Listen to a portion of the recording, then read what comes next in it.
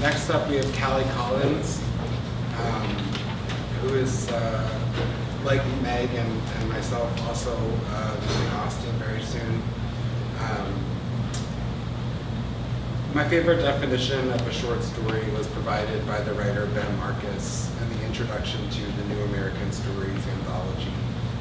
He said that stories were strategies in language to attack our tendency to feel too little. And I can't think of a more appropriate description for Callie Collins' fiction. Her stories are wild and stirring, aimed like darts at the reader whose tendency is to feel too little. They track humanity's stupidities and desires, its benumbing incomprehensions, and its irrepressible longings. They trap in amber what is ugly, what is deeply strange, and what just might have the capacity to save us, for which we ought to be grateful. Callie Collins.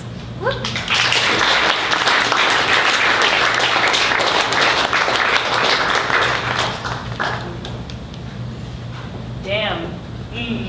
I've heard Meg read a couple times, and every time I hear Meg read, I'm like, thank God I don't have to read after Meg. So, I'm going to read 3 stories. They're very short, don't worry. The first 2 are kind of a pair. The first one is called My Aunt Paula Learns How to Bathe, 1968. There are tasks that are impossible to undertake alone, and then there are things we don't show anybody, and her mama says this is one of those. She's teaching Paula how to wash herself, how to run a little piece of pumice over her arms and legs and brace against it with a clench of her jaw.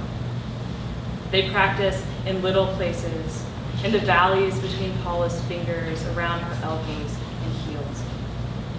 Alone, she rubs into the soft bits behind her knees until she can't bend her legs easy, and she's got little raw patches like bites everywhere. In a field out by Tina's ranch the Friday before, the boys say they found a dead dog. And then, with their eyes squinting from the sun and throats gagging from the smell, they found a dozen more.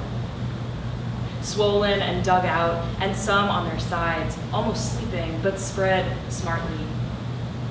The birds were coming down like a big black wave all of a sudden, and there was nowhere to turn but backward, and they ran. No way, no, Paula said, once they'd come squealing into the backyard. Shook her head and said, you can't scare us that easy. But Tina had nodded slow and let a small smirk sneak onto her face like she was in on it. The boys get real quiet and watch each other around Tina because she knows all about mystery and how to use it to your advantage. She says it's the kind of thing you either have or you don't, though. Paula doesn't. Paula's the right kind of girl, her mama tells her. She imagines a field of girls like her, scrubbed fresh all over and gritting out the land. Her mama says learning how to clean her body right is one of the most important things Paula will ever learn. But when she repeats that to Tina, Tina will laugh her mean laugh. There are tasks that are impossible to undertake alone, Paula will say. And then there are things we don't show anybody. Don't you think I know that, Tina will whisper. Don't you think I know? Okay. This is My Uncle Daryl Gets Dressed, 1974. In the back of the closet is a simple black dress that used to belong to his mother before she gained all the weight. It's ripped a little along the hem, and it's folded and buried deep behind the clothes he buys secondhand but keeps clean. Daryl's got a new job with a landscaper. The soil under his short fingernails is quickly becoming a part of his hands, the way his deodorant becomes a part of his work shirts, or Lynette's perfume a part of her pillow. He's 19, and she's already pregnant. He meant to give her the dress months ago, but instead accidentally kept it for himself. And sometimes when Lynette's over visiting his sisters, he scrubs his hands and fishes it out and lays it flat on top of their bedspread.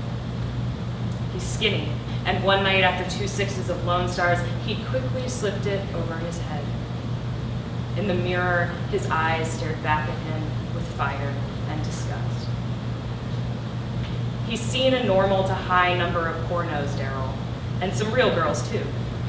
But there's one he thinks about often. She starred in one of the first nudies, and they'd shown it one night before the main feature at that spot on 183 that's almost all the way into the city. The whole movie was just a few frames of her naked, washing her face in a basin. She picked the pitcher up from the ground and filled the bowl, and then she bent at the waist and swept water over her cheeks and eyelids. Her tits were pretty regular. Her ass was too. But her legs were unusually firm and very strong, and the muscles flexed smoothly like an animal's. She was beautiful, Daryl thought, and had some other quality about her, a strange stillness. He'll be a man and marry Lynette, stand straight back beside her, but she'll move and move and move and never in her life be still. All right, I have one more. Vincent asked me to read this one. I wanted to say something about Vincent while I was up here, and I'm kind of scared too because I'm worried I'll get like a little weepy, and that doesn't really go with my public image so much. So I'm gonna keep it short. But I want to say that I'm so glad to have you in my life. Ruffian breaks her leg in half and keeps running, 1975. Jesus Christ, they should have shot her. I know enough to know they should have shot her. I am standing up and watching over Donna's shoulder when it happens. Our mom has a thing for the races, and the horses are beautiful when they run. Their sides ripple, their lips peel back at the corners of their mouths. There are only 2 horses this time, and everyone's excited. I jump up and down on my toes a little. My mom says I am easy to please, so she always lets Donna stand in front of me. It's cloudy, and the air is prickly, and so are my hands. Ruffian comes out of the gate hard and slams her shoulder, but writes fast. I can't see when they round the corner. But when they come into the stretch, they are bursts of light, and my eyes flash with them.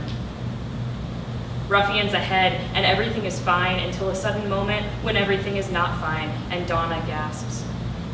The horse is falling behind, she's losing, and she's running funny, tilted, and when I focus, I can see her front leg flapping, kind of kicking and flapping. Donna screams, and my mom turns to her and claps one hand on her mouth and the other over her eyes. It goes on for a long time. They let her keep running forever.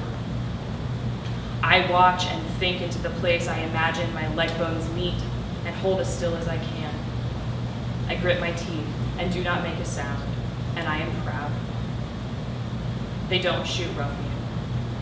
Or they don't shoot her then.